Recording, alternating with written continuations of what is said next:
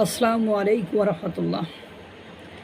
মানে জুলাই গণঅভ্যুত্থানে অংশগ্রহণকারী কিছু সমন্বয়ক নেতাকর্মীরা সেনাবাহিনীকে এখন আনসার বাহিনীতে পরিণত করেছে। যেমন গ্রামের আনসারকে মূল্যায়ন করে না, লাঠি নিয়ে দাঁড়াই থাকে। ঠিক আমার কাছে মনে হচ্ছে বিষয়টা ওই জায়গায় নিয়ে গিয়েছে। মানে সেনাবাহিনীর যে একটা কদর, যে একটা আদর ছিল, সেই কদর আর আদরের জায়গা একেবারে নিঃশেষ করে দিয়েছে।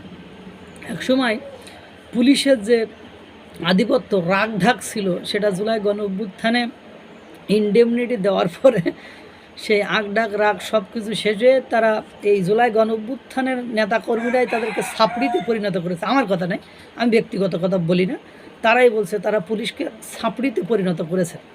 এরপরে আপনারা জানেন জুলাই গণ অভ্যুত্থানের এক প্রভাবশালী নেতা, মানে কথা তো মানে বলেন তা বলেনি, তিনি মাঝে সেনা প্রধান ওয়াকারুজ্জামানকে নিয়ে উদ্ভট মন্তব্য করে ফেললেন। এরপরে ব্যারিস্টার ফুয়াদ, তিনি সেনাবাহিনীকে অশ্রাব্য ভাষায় গালিগালাজ করলেন।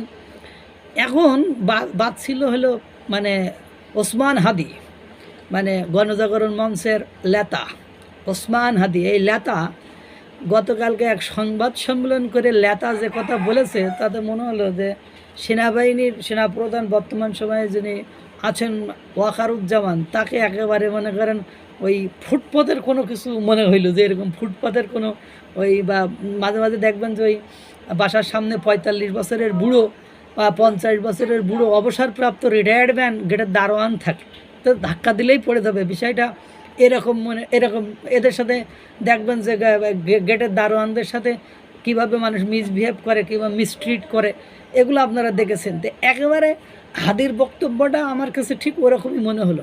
বলছে যে সেনাবাহিনী কুকুরে দেখা ওই ক্যান্টনমেন্টের প্রতিটা ইট খুলে নিয়ে আসবো। তা আবার আমি আবারও রিপিট করে বলতেছি, সেনাবাহিনীর প্রধান ওয়াকারুজ্জামান একটা কুকুরে দেখা ওর জনগণ নিয়ে ওর মানে ক্যান্টনমেন্টের প্রত্যেকটা ইট খুলে নিয়ে আসবে। এটা তো গেল। পাশাপাশি আপনারা জানেন ব্যারিস্টার ফুয়াদ, হাসনাত আবদুল্লাহ, তারপরে এই ইনকলাব মঞ্চের এই আর বিশেষ করে সাংঘাতিক ইলিয়াস এবং পিনাকি, এরা তো প্রতিনিয়ত এই ওয়াকারুজ্জামান আর রাষ্ট্রপতি মহামান্য রাষ্ট্রপতি শাহাবুদ্দিন চুপ্পুকে নিয়ে বিষাদাগার করতে আছে। মানে এই পদবিগুলো বাংলাদেশে একসময় একটা সম্মান, রেসপেক্টের সর্বোত্তম জায়গায় ছিল।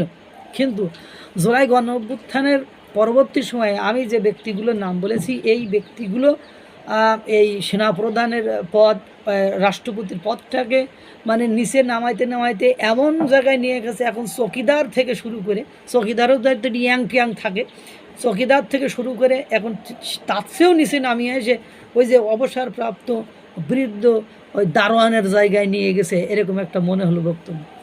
মানে আমরা সত্যিই বাংলাদেশের বর্তমান যে আইন শৃঙ্খলা পরিস্থিতি, এটা চরম অবনতির জন্য এই ধরনের উগ্র, বেয়াদব, লাফাঙ্গা, নাফরমান ব্যক্তিবর্গই মানে দায়ী। তারা এই ধরনের বক্তব্য দেয় যে সেনাবাহিনী কু করলে তাদের ইট খুলে নিয়ে আসবে।